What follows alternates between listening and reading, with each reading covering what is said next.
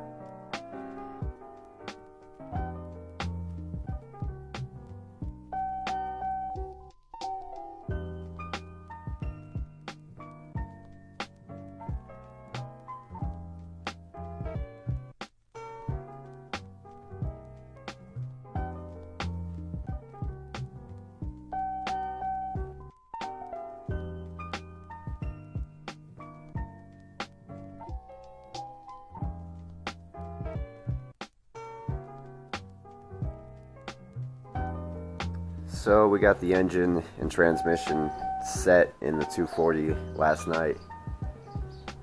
I'd like to work on it more today, but it's my only day off this week, and unfortunately in my Nissan truck the alternator went out yesterday, so we're going to have to change that out today.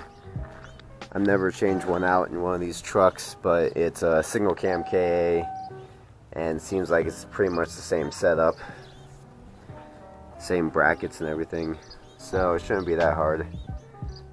This is my next project, actually, cleaning this engine bay up and doing more engine work to this. It's got almost 200,000 miles on the truck, so that's next project. Let's get to it.